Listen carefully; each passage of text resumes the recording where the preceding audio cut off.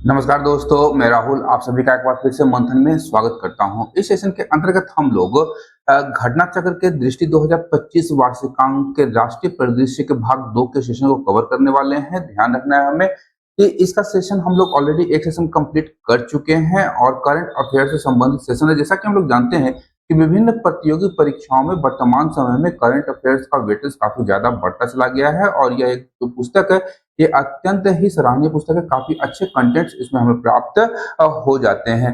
तो यहाँ पर ध्यान रखना है हमें कि सेशन 14वीं जेपीएससी और 71वीं बीपीएससी के लिए अत्यंत ही महत्वपूर्ण है।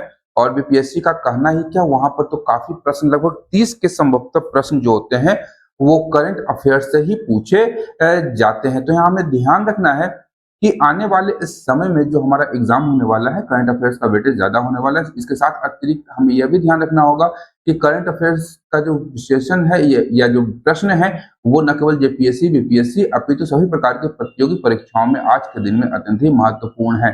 यहाँ इसलिए यह जो सेशन है सभी प्रतियोगी परीक्षाओं के लिए समान रूप से उपयोगी सिद्ध होने वाला है। हमारे आज के इस दूसरे सेशन में हम लोग सबसे पहले जो करंट अफेयर्स देखेंगे वो होगा लोक माता देवी अहिल्या देवी महासम्मेलन 2025। ये ध्यान रखिएगा, तिथि और स्थान ध्यान रखेंगे। इस महासम्मेलन का आयोजन हुआ कहाँ, तो 31 मई 2025 को मध्य प्रदेश के भोपाल में लोक माता देवी अहिल्याबाई महासम्मेलन का आयोजन किया गया। उद्देश्य क्या था, तो अहिल्याबाई होलकर की 300वीं जयंती मनाना और इसी के उपलक्ष्य में महिला सशक्तिकरण का संदेश देना। साथ ही साथ ध्यान रखना है यह जो सम्मेलन था यह मूल रूप से अगर हम लोग देखें तो महिला सशक्तिकरण को समर्पित एक सम्मेलन किया गया था। सम्मेलन के उद्घाटन की बात करेंगे, बड़ा इंपॉर्टेंट है ये।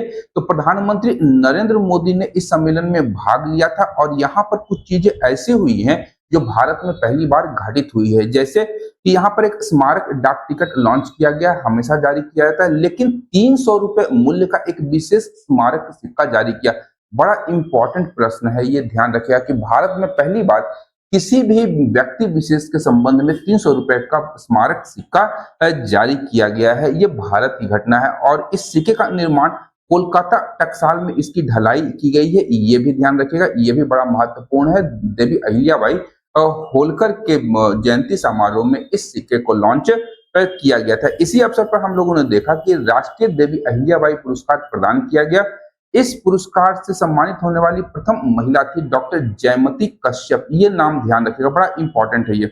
डॉक्टर जयमती कश्यप राष्ट्रीय देवी अहिल्याबाई पुरस्कार से सम्मानित होने वाली पहले महिला है और ये बस्तर की जनजातीय महिला कलाकार हैं। जो कि बस्तर हम लोग जानते हैं कि भारत में छत्तीसगढ़ राज्य का एक जिला है और नक्सलवाद से ये प्रभावित क्षेत्र रहा है काफी समय से। और वहीं की डॉक्टर जयमती कश्यप जो एक महिला कलाकार हैं, उन्हें यह पुरस्कार प्रदान किया गया। अब यहाँ पर हम लोग देवी अहिल्याबाई होलकर के संबंध में कुछ उनका परिचय देख लेंगे। जन्म की बात करेंगे तो ध्यान रखिएगा 31 मई 1725 ईस्वी को इनका जन्म हुआ था। चांदी गांव जामखेड़ तहसील अहमदनगर महाराष्ट्र में इनका जन्म हुआ था। इनका राज्यकाल अगर हम लोग देखें तो इंदौर में होलकरों का शासन था। ये ध्यान रखिए, जब हम लोग मराठा इतिहास को पढ़ते हैं तो इंदौर पर होलकरों का शासन था और होलकरों के अंतर्गत ही इन्होंने अपना राज्यकाल का संचालन किया था। 1767 से लेकर के 1795 ईस्वी में इन्होंने मालवा पर शासन किया था। इनकी राजधानी थी महेश्वर, बड़ा इंपॉर्टेंट है। महेश्वर आपका नर्मदा नदी के तट पर है, ये ध्यान रखिएगा। कुछ इंपॉर्टेंट फैक्ट हैं महारानी अहिल्याबाई होलकर से संबंधित, उसे आप लोग ध्यान में रखने का प्रयास कीजिएगा। योगदान के विषय में यदि हम लोग चर्चा करें तो महिला सशक्तिकरण के क्षेत्र में इन्होंने काफी कार्य किया था। जैसे महिला शिक्षा हो गया, विधवा पुनर्विवाह हो गया, बाल विवाह निषेध की ये पक्षधर थी। महिलाओं को पैतृक संपत्ति पर अधिकार दिलवाने का लगातार प्रयास इनके द्वारा किया जाता रहा। इसके अतिरिक्त इन्होंने महिला सेना इकाई की स्थापना की। जब हम लोग इतिहास पढ़ते हैं तो महारानी लक्ष्मीबाई का नाम हम लोग जानते हैं, जिन्होंने अपने शासनकाल के दौरान एक महिला सेना इकाई की स्थापना की थी। आजाद हिंद फौज की बात करेंगे तो वहां पर भी महिला सेना इकाई की स्थापना की गई थी, जिसका रानी झांसी रेजिमेंट नाम दिया गया था। मृत्यु की बात करेंगे तो अहिल्याबाई होलकर की मृत्यु 13 अगस्त 1795 को हुई थी और इन्हें दार्शनिक महारानी की उपाधि से सुशोभित किया गया था उस कालखंड में। ध्यान रखिएगा, दार्शनिक महारानी की बात जब आएगी तो यहाँ पर अहिल्याबाई होलकर का नाम मत भूलिएगा, बड़ा इंपॉर्टेंट है। इसी कालखंड में हम लोग देखते हैं कि जब आपका इस महासम्मेलन के दौरान हम लोग देखते हैं कि इसी समय पुण्य लोक अहिल्याबाई देवी होलकर महिला स्टार्टअप योजना 2024 में महिलाओं उद्यमियों को सहायता देने के लिए 2024 ईस्वी में ही प्रारंभ की गई थी। साथ ही साथ इंदौर जो मध्य प्रदेश में है, इंदौर एयरपोर्ट का नाम परिवर्तित करके देवी अहिल्याबाई होलकर के नाम पर देवी अहिल्याबाई होलकर एयरपोर्ट रखा गया था। अगला है हमारा ताप्ती बेसिन मेगा रिचार्ज परियोजना। यहाँ पर ध्यान रखिएगा, और ये अपनी तरह की एक अनूठी परियोजना है। परियोजना मध्य प्रदेश और महाराष्ट्र के मध्य एक संयुक्त परियोजना है, ध्यान रखिएगा। ताप्ती बेसिन मेगा रिचार्ज परियोजना, ये ध्यान रखिएगा। बीच में एक शब्द आ गया है रिचार्ज परियोजना। किसे रिचार्ज करना है? तो हमारे भूजल को रिचार्ज करने के लिए इस परियोजना को लॉन्च किया गया है, ये ध्यान रखना है हमें। मध्य प्रदेश और महाराष्ट्र की संयुक्त पहल है। इसका उद्देश्य ही है भूजल पुनर्भरण द्वारा सिंचाई और पेयजल संकट को दूर करना। बड़ा इंपॉर्टेंट है, आपसे पूछा जा सकता है, प्रश्न में घुमा करके उल्टा करके प्रश्न पूछा जा सकता है। अब इस ताप्ती बेसिन मेगा रिचार्ज परियोजना से संबंधित तिथियां और समझौते की बात करेंगे तो ध्यान रखिएगा 10 मई 2025 को मध्य प्रदेश के मुख्यमंत्री मोहन यादव और महाराष्ट्र के वर्तमान मुख्यमंत्री देवेंद्र फडणवीस के मध्य इस परियोजना को लेकर के एक एमओयू पर हस्ताक्षर हुआ था। विशेषताओं की बात करेंगे कि यह परियोजना किस लिए, इसकी क्या विशेषताएं हैं, तो यह एक परंपरागत बांध निर्माण से बिल्कुल अलग परियोजना इसके अंतर्गत बनाई जा रही है, जिसका मूल उद्देश्य है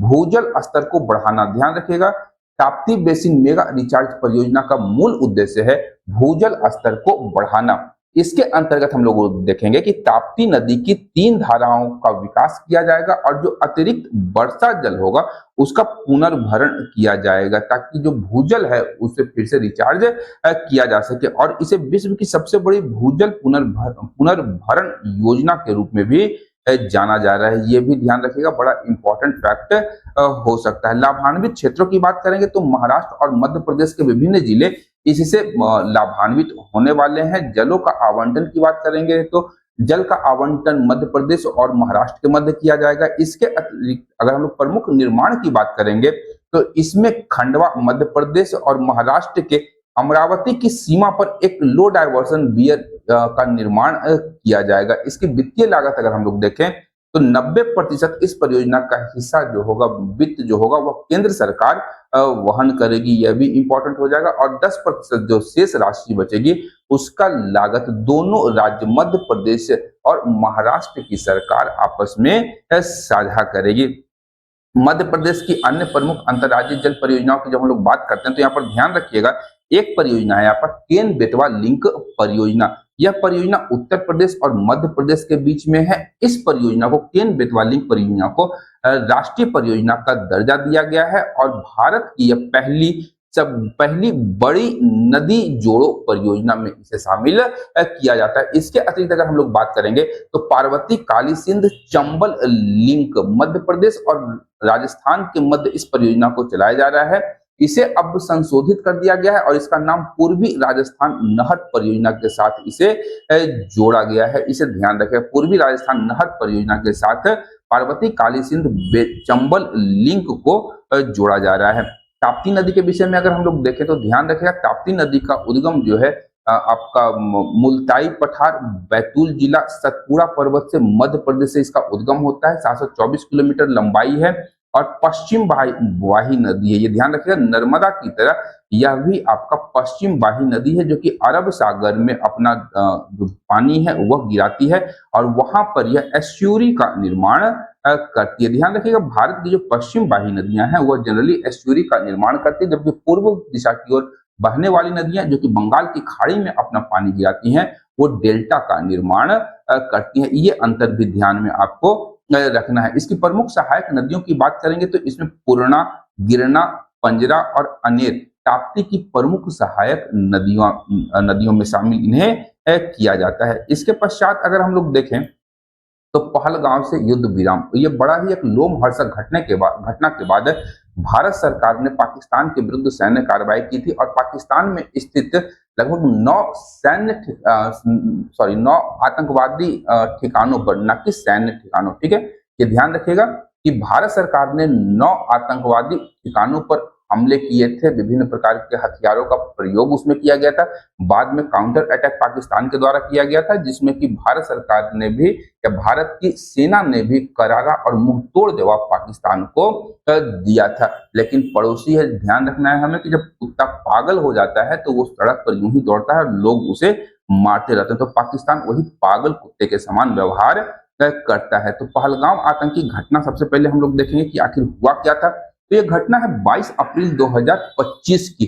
स्थान कहाँ था? तो बैसरन घाटी। ये ध्यान रखिएगा, बड़ा इंपॉर्टेंट है, आपसे प्रश्न पूछा जा सकता है कि बैसरन घाटी कहाँ है। तो जम्मू कश्मीर के दक्षिण कश्मीर में अनंतनाग जिला है, वहां पर बैसरन घाटी स्थित है। यहीं पर घूम रहे पर्यटकों के ऊपर आतंकवादियों के द्वारा हमला किया गया था। अब इन पर्यटकों से उनकी धार्मिक पहचान पूछ करके उनकी हत्या की गई थी। ये ध्यान रखिएगा। इस हमले में मरने वालों में कुल 26 लोग शामिल थे, जिसमें 25 भारतीय और एक नेपाली व्यक्ति शामिल था।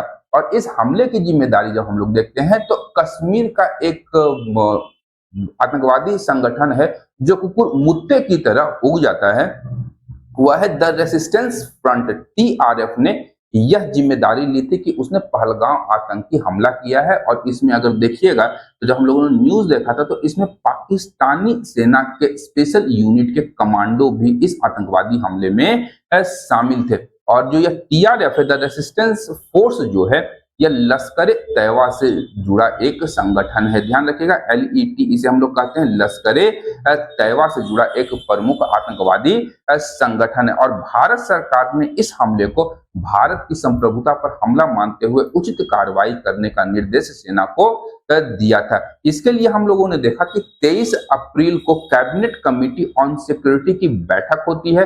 इस बैठक में सबसे पहले पाकिस्तान के साथ में जो 1960 ईस्वी में सिंधु जल संधि हुई थी उसे स्थगित कर दी गई। ये ध्यान रखिएगा, सिंधु जल संधि भारत और पाकिस्तान के मध्य हुई है।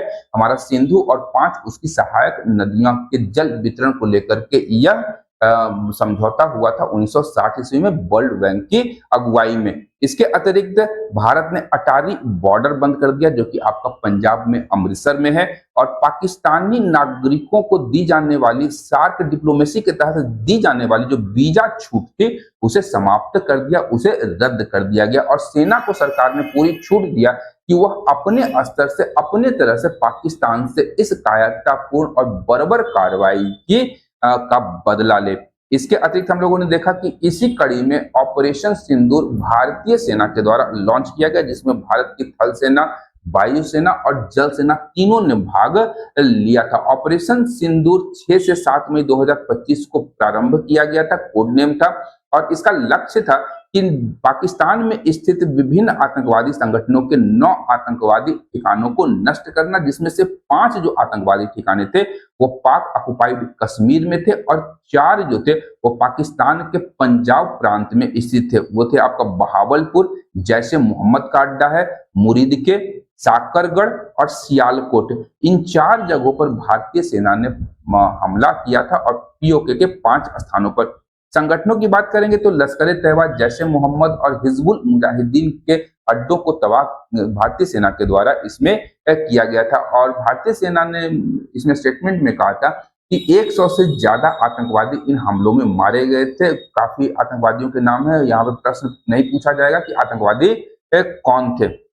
इसके अतिरिक्त ध्यान रखिएगा एक महत्वपूर्ण फैक्ट है कि 1999 में भारत में एक अपहरण हुआ था IC 814 इंडियन एयरलाइंस का विमान का, जो कि नेपाल से भारत की उड़ान पर था और इसे कंधार ले जाया जाता है। 1999 की यह घटना थी, कंधार हाईजैक के नाम से इसे जाना जाता है। इस हमले में कंधार अपहरण कांड, IC 814 अपहरण कांड और पुलवामा हमले के साजिशकर्ता भी भारतीय सेना की इस कार्रवाई में मारे गए। अब पाकिस्तान चुप कैसे बैठा? उसके तो मतलब कि हम लोग यूं कहें रीढ़ की हड्डी तोड़ दी गई। उसके पास तो स्वयं की क्षमता है नहीं कि भारत के साथ में वो फेस टू फेस युद्ध करे, इसीलिए वो आतंकवादियों का सहारा लेता है ताकि भारत में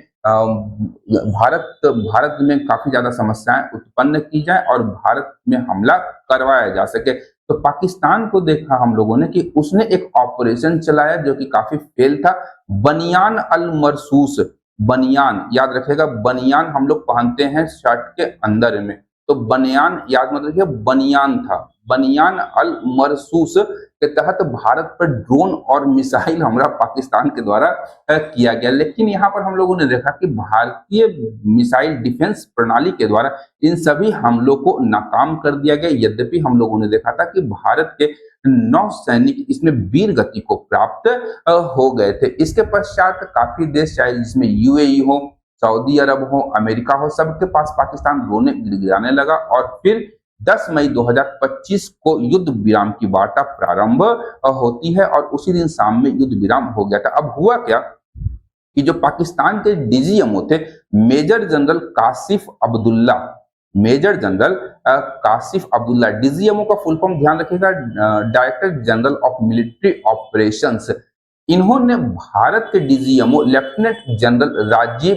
घई को हॉटलाइन पर युद्ध विराम का प्रस्ताव भेजा इन्होंने कि भैया बहुत ज्यादा मार लगी हुई है, अब हमें छोड़ दो, अब ज्यादा मार सहने की क्षमता हमें नहीं है। तो इन्होंने कॉल किया और अमेरिका ने कहा कि अमेरिका का हस्तक्षेप हुआ और उसकी पहल पर दोनों देश युद्ध विराम के निकट पहुंच गए। युद्ध विराम दोनों देशों के द्वारा किया गया।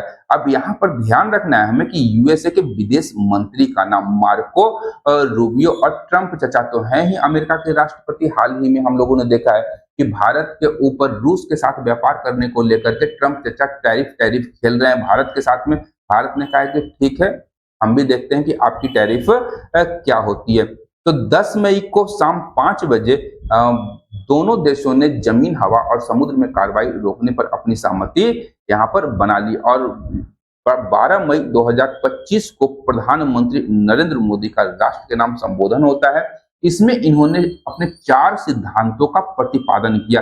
ये 4 सिद्धांत बड़ा इंपॉर्टेंट है, प्रीलिम्स के पॉइंट ऑफ व्यू से पॉइंट बना करके दिया जा सकता है और कथन या निष्कर्ष में आंसर इसका पूछ दिया जा सकता है। तो ध्यान रखिएगा इसे कि जो जवाब होगा किसी भी आतंकवादी हमले का, वो भारत की शर्तों पर ही होगा। परमाणु धमकी, पाकिस्तान हमेशा बोलता था कि हमारे पास में पाव भर, किलो भर के परमाणु बम है, तो वो परमाणु धमकी अब भारत बर्दाश्त नहीं करेगा। साथ ही आतंकी शरणदाता राष्ट्र सह अपराधी माने जाएंगे। यदि भारत पर किसी भी प्रकार की आतंकवादी घटनाएं घटित होती हैं तो वह आतंकवादी जिस देश में होंगे, उस आतंकवादी संगठन और आतंकवादी के साथ साथ वह राष्ट्र भी सह अपराधी भारत के द्वारा घोषित किए जाएंगे जिन्होंने उन आतंकवादियों को अपने यहाँ शरण दी थी। इसके साथ प्रधानमंत्री ने कहा कि खून और पानी एक साथ नहीं बह सकते हैं। ये 4 सिद्धांत दिए। खून हमारा हो गया कि आतंकवादियों के द्वारा भारतीयों का बहाया जाने वाला खून, और सिंधु जल समझौते की बात यहाँ पर हो रही है। तो ये 4 सिद्धांत प्रधानमंत्री ने अपने संबोधन में, राष्ट्र के नाम संबोधन में प्रस्तुत किए थे। अन्य प्रमुख घटनाओं की बात करेंगे तो 14 मई, ध्यान रखिएगा, 14 मई के दरमियान हम लोगों ने देखा था कि पाकिस्तान के अंतर्गत पाकिस्तान के बॉर्डर को एक भारतीय सेना का, बीएसएफ का जो जवान था वह क्रॉस कर गया। उसका नाम था पूर्णम कुमार शॉ। ये नाम ध्यान रखिएगा, बड़ा इंपॉर्टेंट नाम है। पूर्णम कुमार शॉ गलती से पाकिस्तानी सीमा में चले गए थे, जिसे पाकिस्तान ने गिरफ्तार कर लिया था, लेकिन बाद में पाकिस्तान ने इन्हें भी रिहा कर दिया। 17 मई की बात करेंगे तो 17 मई को सरकार ने 7 सर्वदलीय प्रतिनिधि मंडल गठित किए और इन सभी को 32 देशों का दौरा करने के लिए भेजा गया। नेतृत्व किसने किया था? नेतृत्वकर्ता के नाम ध्यान रखिएगा, शशि थरूर का नाम याद रखिएगा, बड़ा इंपॉर्टेंट है।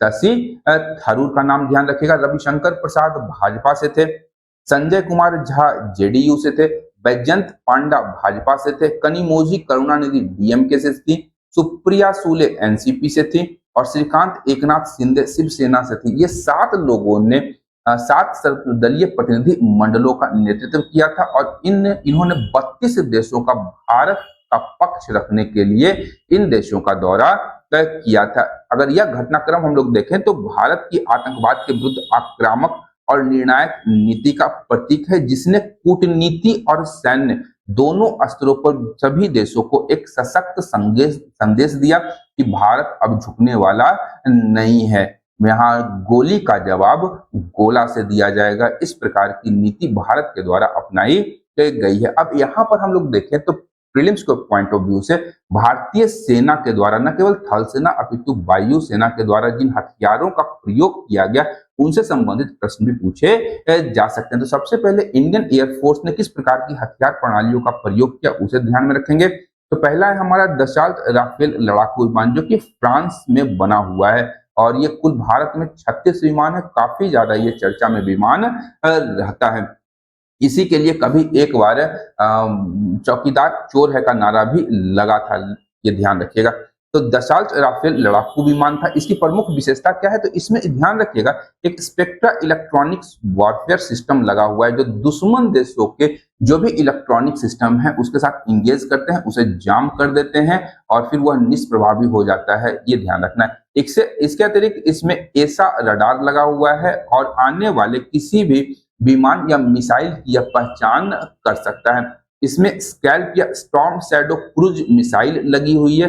तो ये स्टॉर्म शैडो क्रूज मिसाइल की उत्पत्ति यूरोपीय है और इसे एमबीडीए कंपनी के द्वारा बनाया जाता है। इसके अतिरिक्त हैमर का फुल फॉर्म ध्यान रखिएगा, highly agile modular munition extended range. इसकी उत्पत्ति भी फ्रांस की और फ्रांस की सैफ्रन कंपनी इस हैमर हथियार या हैमर मिसाइल का निर्माण करती है। साथ ही साथ भारत में ही निर्मित, भारत और रूस के सहयोग से निर्मित ब्रह्मोस क्रूज मिसाइल का उपयोग भारतीय वायुसेना के द्वारा इस ऑपरेशन सिंदूर के दरमियान किया गया था।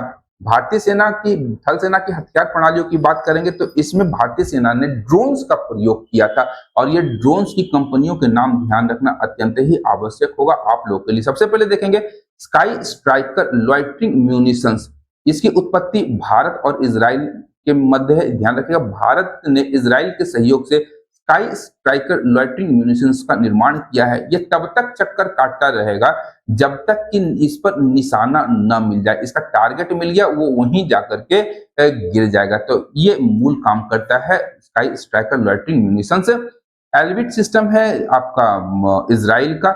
एल्बिट सिस्टम और अल्फा डिजाइन के द्वारा मिलकर के इस लॉइटरिंग म्यूनिशंस का निर्माण किया गया है। इसके अतिरिक्त इजराइल में ही निर्मित IAI हेरोप लॉइटरिंग म्यूनिशंस का भी उपयोग भारतीय थल सेना के द्वारा किया गया था। इसकी उत्पत्ति भी इजराइल में है और इन दोनों ही हथियार प्रणालियों में भारत में निर्मित किए गए विभिन्न प्रकार के कंपोनेंट्स का निर्माण किया गया। अब यहाँ पर दो एयर डिफेंस सिस्टम का नाम आप लोग ध्यान रखिएगा।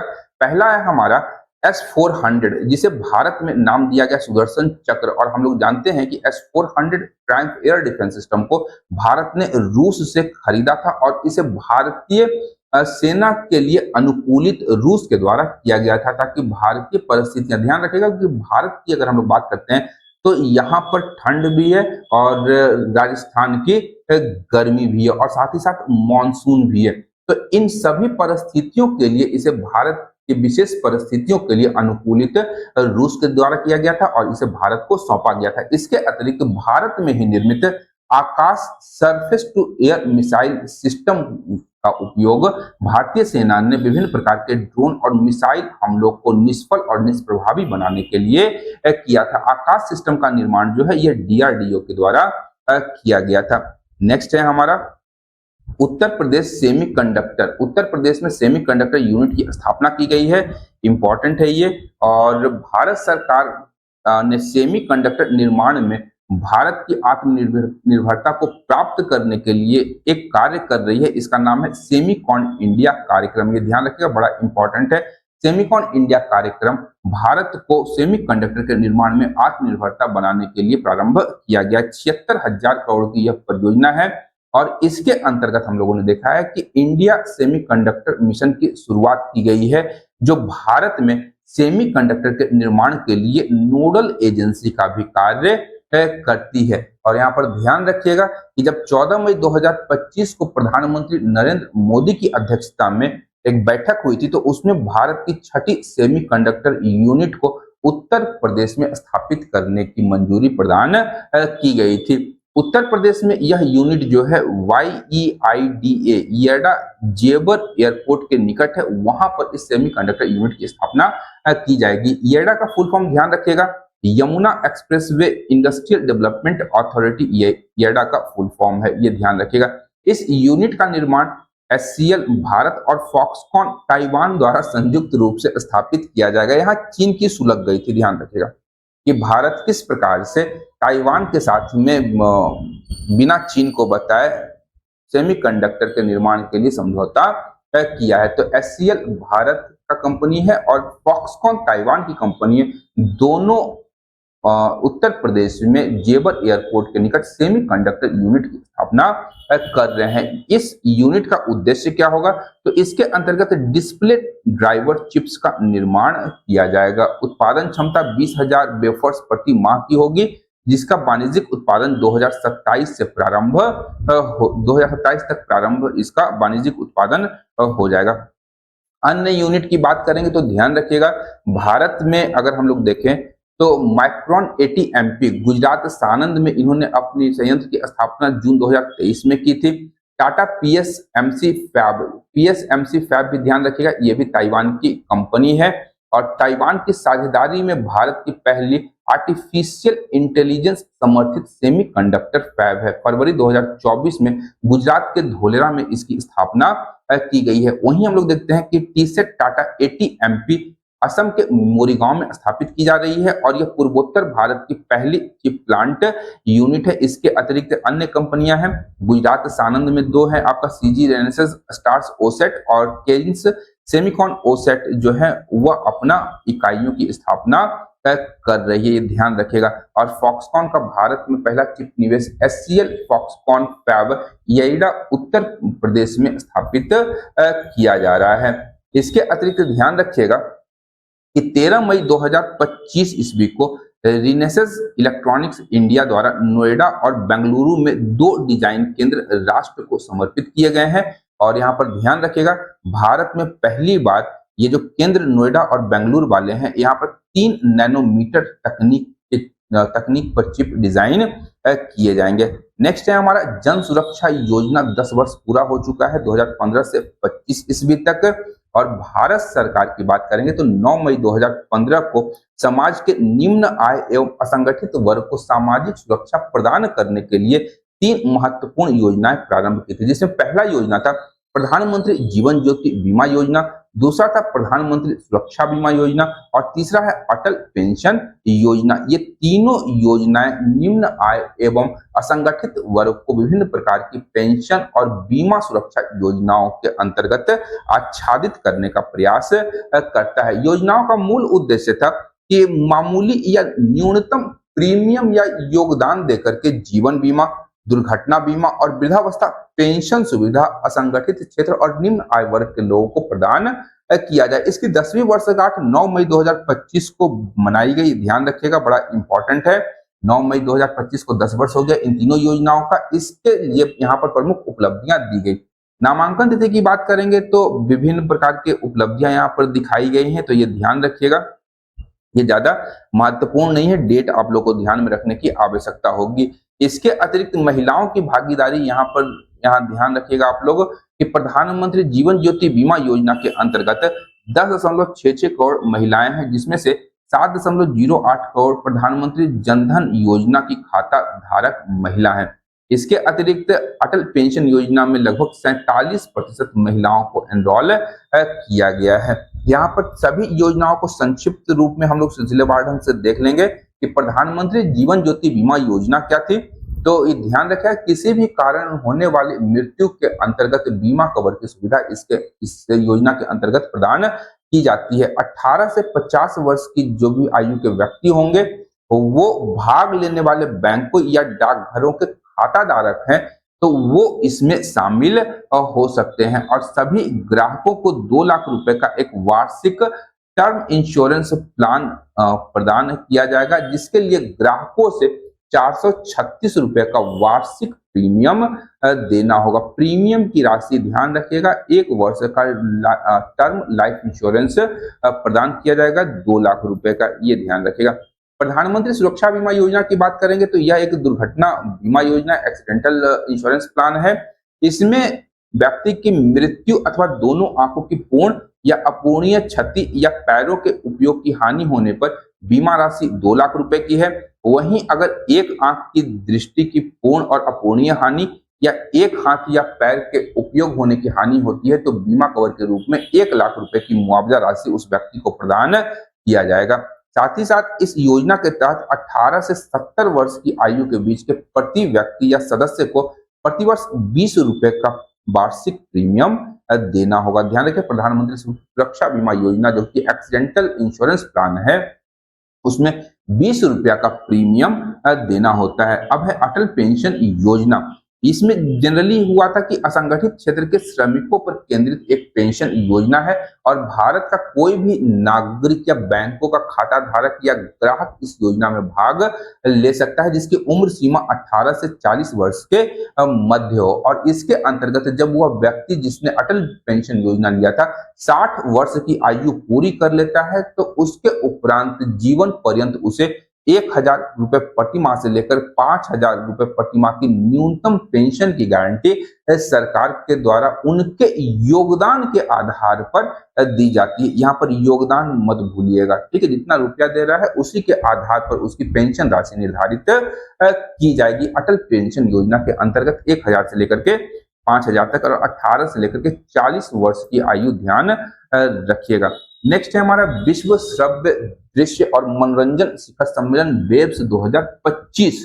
वेब्स ध्यान रखिएगा फुल फॉर्म होता है वर्ल्ड ऑडियो विजुअल और एंटरटेनमेंट समिट 2025। भारत सरकार के द्वारा आयोजित किया गया मीडिया और मनोरंजन क्षेत्र का पहला वैश्विक शिखर सम्मेलन है। आयोजन 1 से 4 मई 2025 को मुंबई के जियो वर्ल्ड कन्वेंशन सेंटर में इसका आयोजन हुआ है। वेब्स 2025 का आयोजन स्थल का नाम ध्यान में रखिएगा, मुंबई के जियो वर्ल्ड कन्वेंशन सेंटर में। मूल उद्देश्य क्या था?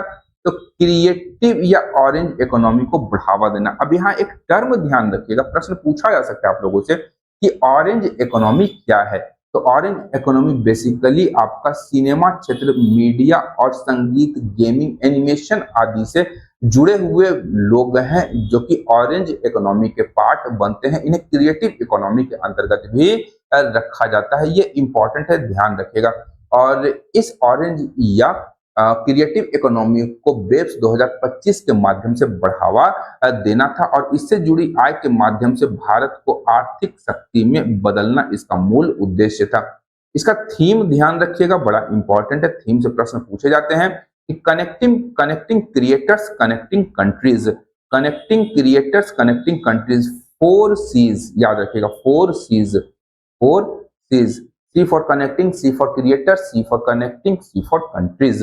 रचनाकारों और देशों को जोड़ना इस वेब्स 2025 का मूल थीम था। महत्वपूर्ण तथ्यों की बात करेंगे तो 1 मई को महाराष्ट्र दिवस होता है, तो ध्यान रखिएगा 1 मई को इसका उद्घाटन प्रधानमंत्री नरेंद्र मोदी के द्वारा महाराष्ट्र के जियो कन्वेंशन सेंटर में किया गया था।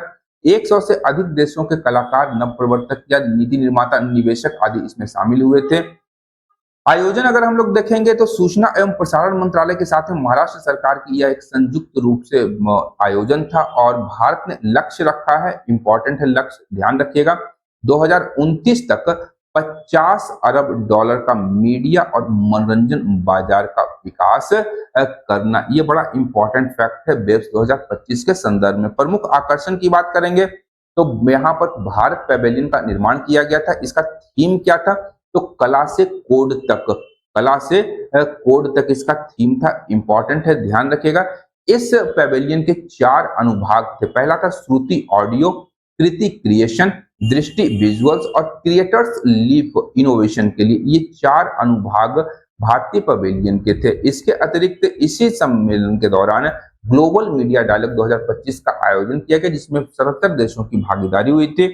Indian institute of creative technology की स्थापना की गई, यहाँ पे ध्यान रखिएगा, ये भी बड़ा इंपॉर्टेंट है। Indian institute of creative technology की स्थापना IICT की स्थापना की गई।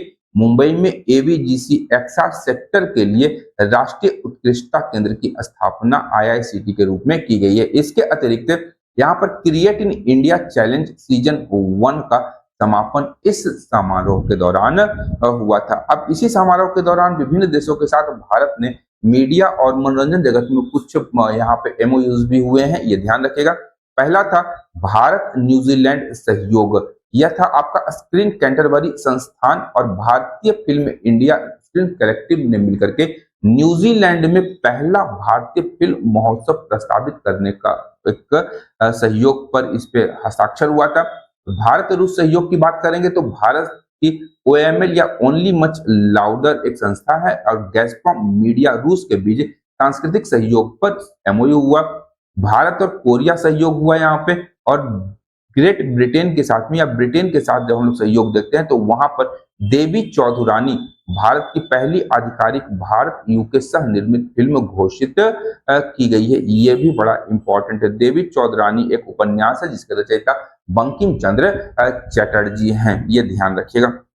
निष्कर्ष की अगर हम लोग बात करेंगे तो बेब्स 2025 भारत के क्रिएटिव इकोनॉमी को वैश्विक मंच पर प्रस्तुत करने और रचनात्मक प्रतिभाओं को जोड़ने और एबीजीसी एक्सआर क्षेत्र में नवाचार और सहयोग को प्रोत्साहित करने की एक ऐतिहासिक पहल है।